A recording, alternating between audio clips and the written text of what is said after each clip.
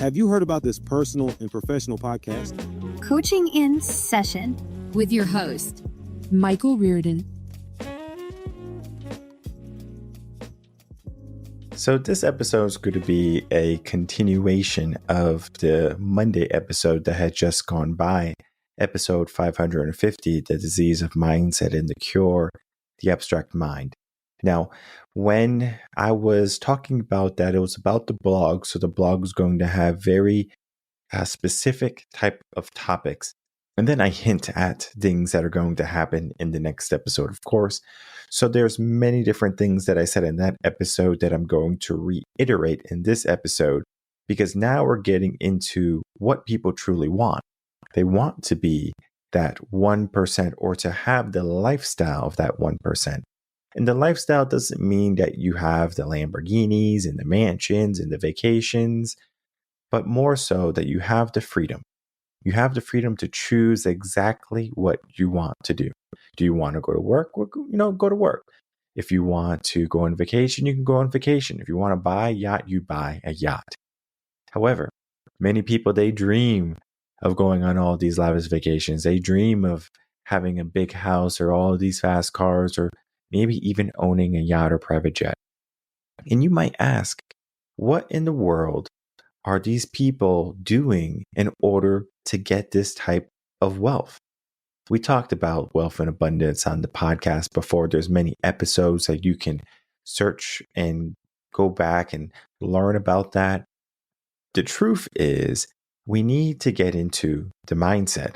And that mindset is going to be the 1% mindset. Now, I'm not sure if you saw last week's episode with a guest of mine, and he talked about the science of, his different patterns and boundaries and houses and how he compartmentalizes things with mindset. And of course, there's a significant amount of validity there. And one of the things he said that stood out to me is that mindset is only 1%, right? Because mindset is not backed by science yet. We can look at science in the recent years and just how accurate science has been. We look at the COVID-19 vaccine, for example, 99.9% effective against prevention of the COVID-19 illness or sickness. But guess what? It wasn't, right? So it looks like that 0.001% or whatever it was, it won, right? So the 1% is not going to be, something that we should laugh at or cough at. It's something that's going to be viable. Because if we think about like winning the lotto or something, right? How many people play the lotto?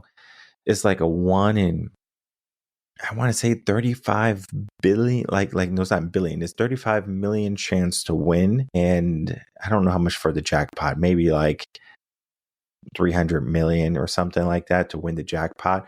So you have better odds to get eaten by a shark, get eaten by an alligator, get struck by lightning, get in a car accident, and yet you're over here looking for just a chance at this moment of maybe an inceptual happiness, right? Because the money is going to bring you happiness. And sure enough, it's going to give you a heightened sense of homeostasis for a couple of months, right? 3 to 6 months around there. And then from there, you're going to have to navigate what you do. Now you have more stress. You have all this anxiety, fears maybe stepping in, because now you don't want to lose what you got. And heck, most people who are gripping onto that money, they're like, I don't want to lose it. I don't want to lose it. They don't have the financial literacy to keep it. So most of them just lose it anyway. So now you're right back to ground zero, right? You're back to step one. Well, what if I told you that today, that if we looked at that 1%, that's all we need to look at in order for us to understand what type of path we need to walk on. Now, I want you to think of it this way. If you had 100 different choices, imagine how daunting that would be, because one of them might be like the best choice in the world, and then all the other 99 might be something that you have to work really hard for. It might be something that is wrong for you. So you have 100 choices, and then there might be one perfect one or one ideal one for you. And that could be the 1%, right? That 1% is enough for you to understand that if you want to make some change in your life, you have to find and you have to look at that 1% and navigate toward that. Well, how in what is 1%, right? Well, let's financially look at 1%, right? The top wealthiest people in the world, like the top 1%, right?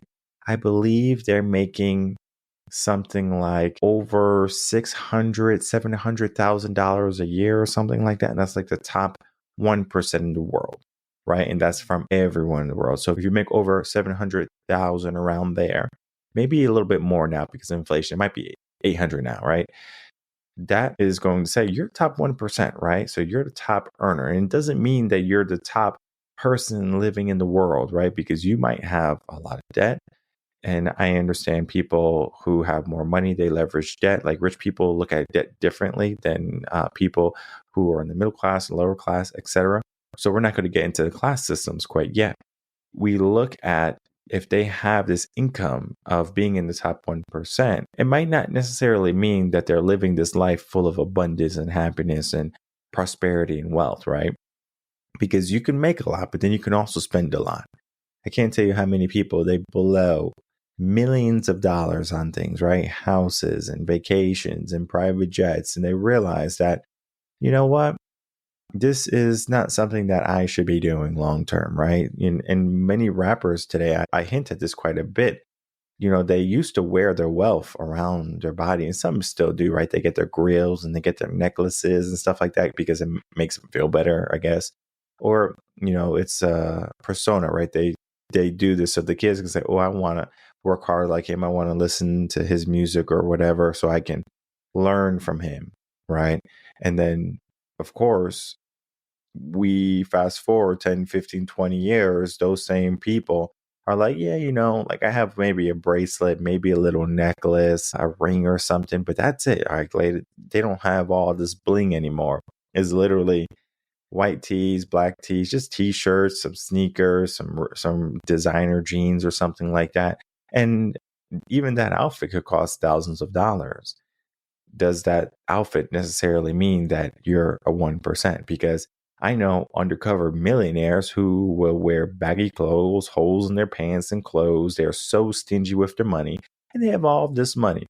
Even the mindset that they give themselves is like, I'm poor, you know, like because they're comparing themselves to the people, their associates that they keep around them. And of course, you are going to be a proponent if you are hanging around people who are making more than you or are making the amount that you would like to make. So just hang around those people. How do you do it? Sign up for a country club, join tournaments, join mastermind groups. You're going to be able to find those individuals. They're there. Oftentimes, you're not going to know because they're not going to just be yelling, I'm a millionaire and I make all this money, because at the same time, they don't necessarily need or want all of that attention. Let's begin to bring attention to that 1%, right? Because if I'm trying to make some changes in my life and I'm saying, you know what?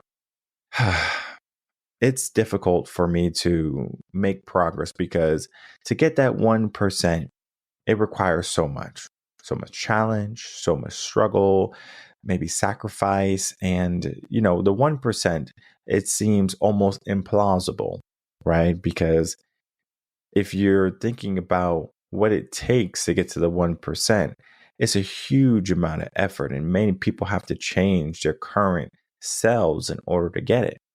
So this 1% is not viable for many people. So you know what many people say about the 1%? Oh, it's impossible. We can't get to the 1%. So let's try to make those 1% people less than 1%, right? There'll still be 1%, of course, but we make it so the playing ground is even, right? So even if we took everything away from those 1%ers, right? So we take all their money, all their houses, all their cars, everything from them, right? And we distribute it to all the middle class, all the lower class people, all the people who are making less than $100,000 a year, whatever, right? So we're distributing this money, right? And everyone's so happy. It's almost like they got a stimulus check. I'm going to go buy a TV. I'm going to buy some clothes. I'm going to get my hair done, my nails done, and everything done. And sure enough, you know, before you know it, that money's gone. So that money that was given to you, right? Because of course we're, equality and balancing is gone. What was necessary during that time was you needed to become more literate. You need to become financially literate. If you are uncertain to how to manage money or how to invest, of course you're going to have to figure out what you need to do. And many people, that's where they get stuck because they're making their way to the top 40, 50, 60%. That's easy, right? Go to college, get a 9 to 5 job, right? You can be that, those, the top 50, 55, 60% very easily. And many people stay there, right? I'm a little bit above average and, it's fine for me. Many people who are striving for that 1%, they can't get over many of the things that they have learned, meaning they have to change who they are to make room for who they would like to be. So the 1% that seems almost like not possible, right? It's only 1% effective, right? Mindset is only 1% effective. And rightfully so, right? Because the people who were able to master that 1% were able to accomplish great things in their life.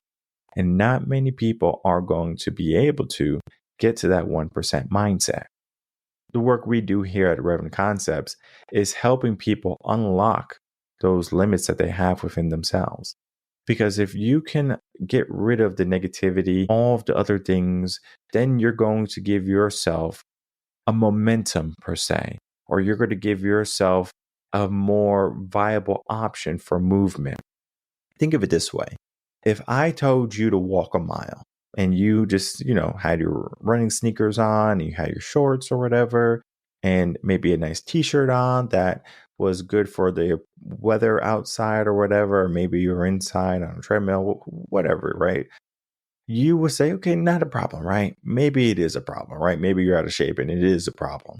But let's say it's not going to be a problem. You're able to get that mile in. Well, let me make that mile a little bit more difficult for you. Now, instead of just saying, hey, you have running sneakers on, I'm going to give you some sandals.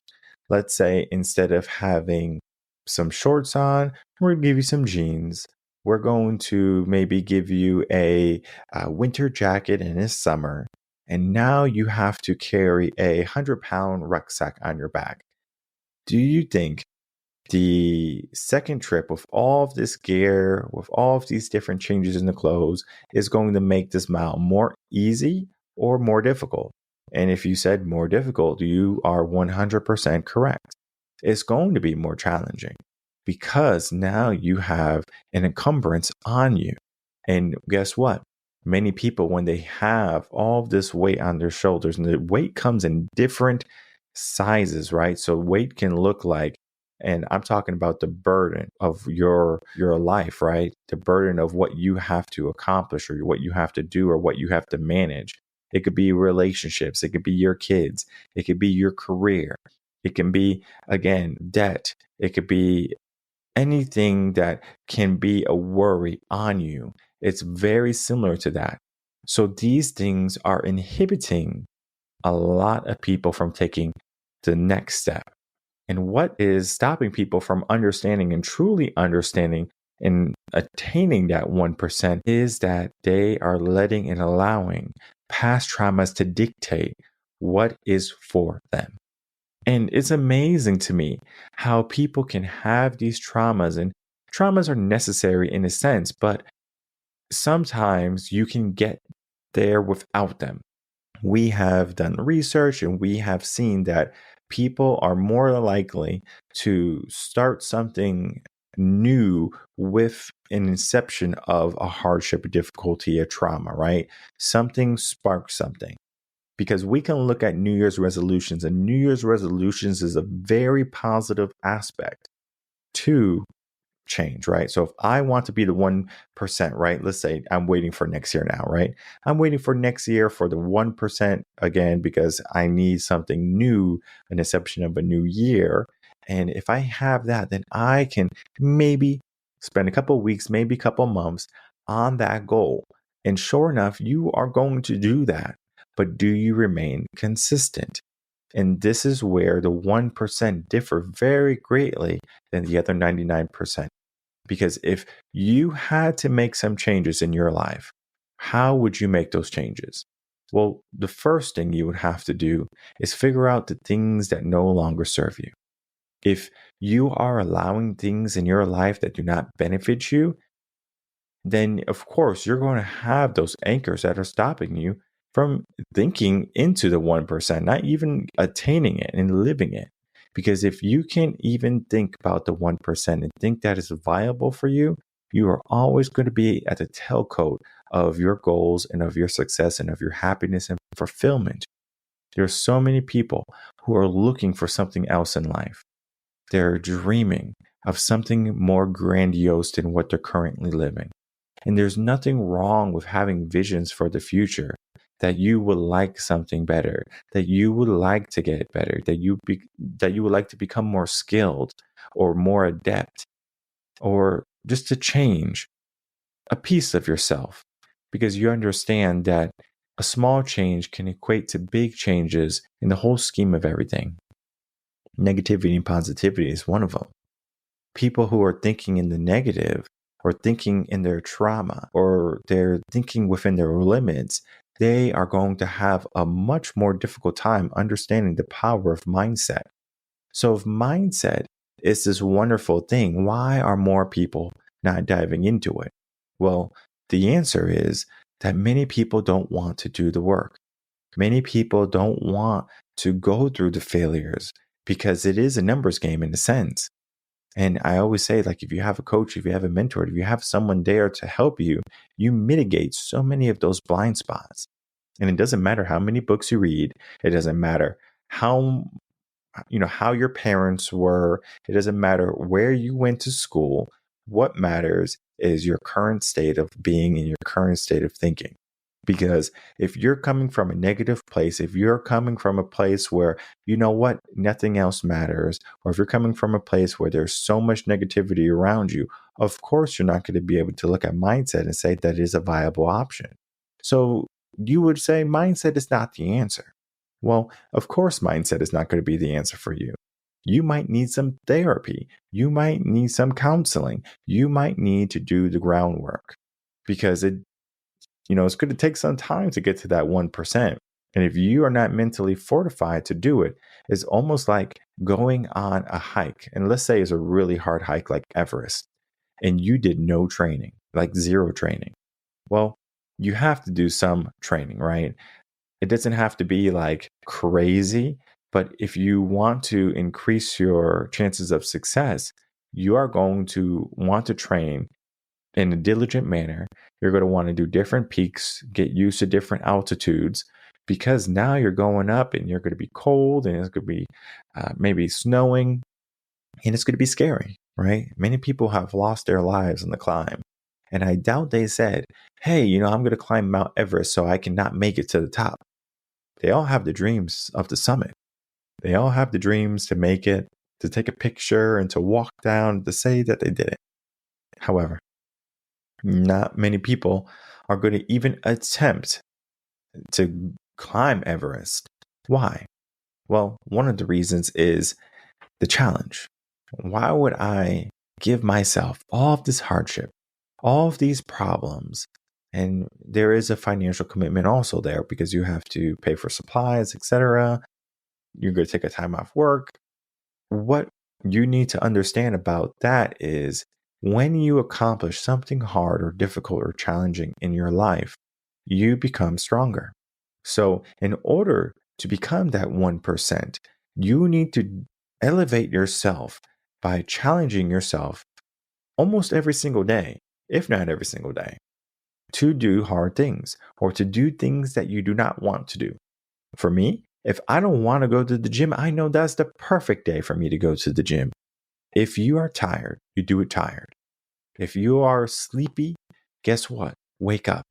If you are hungry, deal with it, move through it, and then after, reward yourself. Because when you have that thirst and desire for something, right, you will fight for it.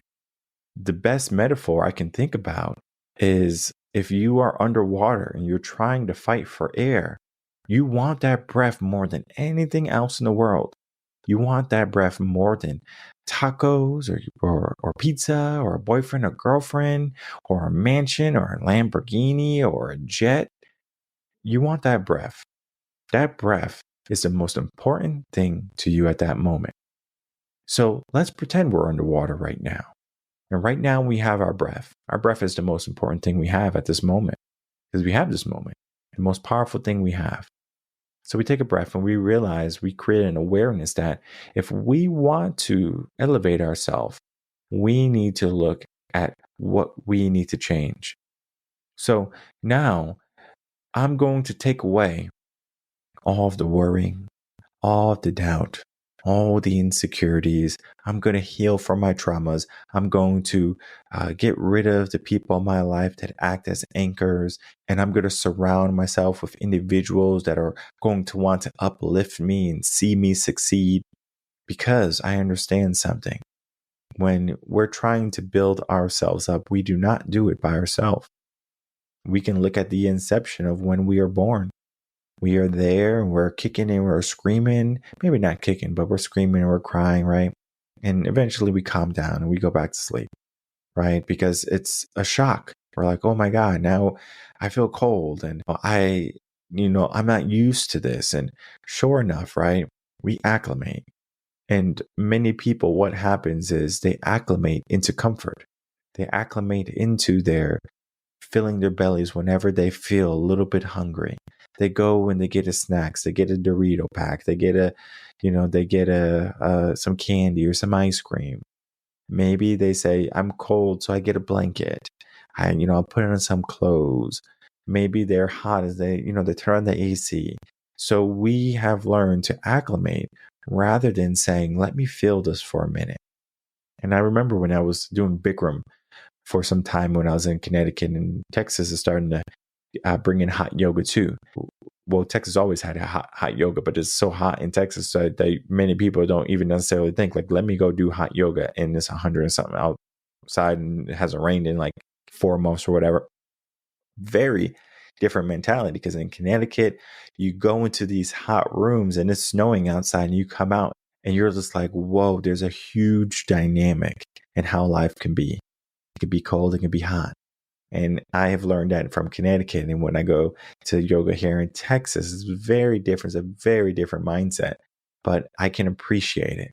So I'm going into that hot room of suck, or I'm going into the gym of suck, or I'm going into something where I don't want to be or do. And sure enough, after it, I feel so excited that I did it. I'm proud of myself that I did it, because I understand it's getting me closer to that 1%. It's getting me closer to realizing it's not so much about the things that I always want to do, rather than the things that I don't want to do that are going to help build me up. And they say that if you're trying to elevate yourself, if you're trying to really build yourself up, you need to build yourself up from the ground up. And many people, they build themselves up from a trauma, from a hardship, from a failure, and then they become a bit more of the person that they will love to see into the world. And it's not so much of everything is perfect. My life is perfect. I gave myself this perfect scenario and environment. When those things are perfect, many people don't dare to take more action than they necessarily have to. So if you understand that in order to attain the 1% mindset, you have to challenge yourself and get out of your norm. You have to heal from your traumas. You have to get rid of that internal conflict that's in your mind. And you have to forego the science, because the science is going to say all of the things that they think is plausible. If you have learned anything about the human body for the past, 100,000 years or whatever, is that we adapt. And when we are able to do that, we change.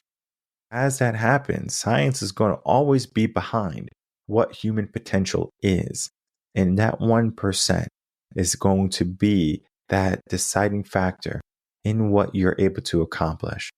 Because science can say that you can't run a sub 4 minute mile. Science is going to say that you can't be in the water this long, or you can't hold your breath this long, or that you can't live at this altitude. And sure enough, there's people doing it every single day.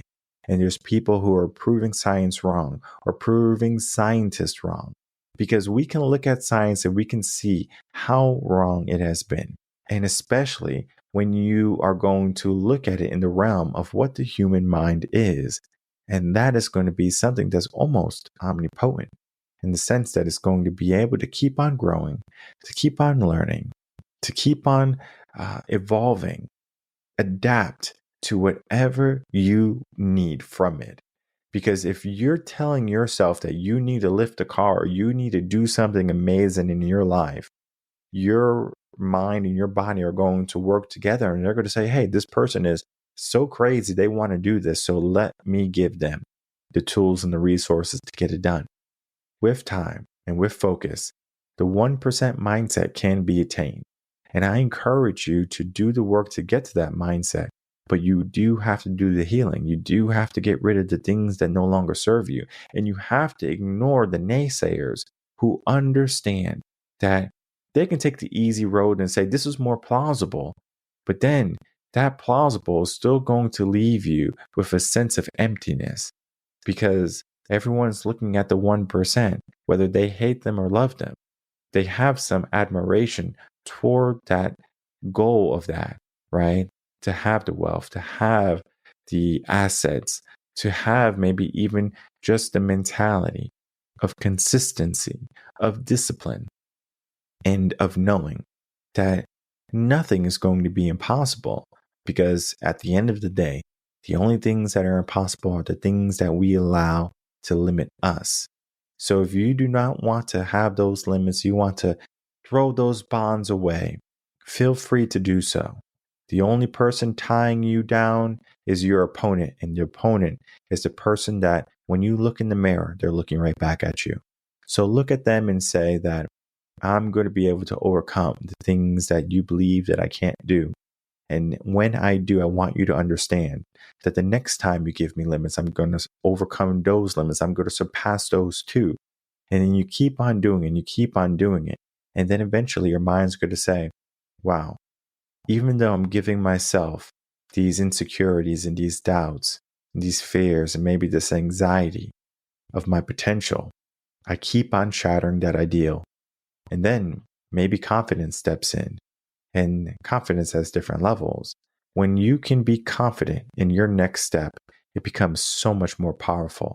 So step into that power today. If you need some help, be sure to reach out to us, revenconcepts.com. Of course, like, comment, subscribe. It helps support the podcast. And then also it helps to keep you in tune when we have new episodes come out, so you can continue with the mindset, because we're well on the way to 600 episodes, past 550 episodes. Mindset is not going to simply end at a certain point.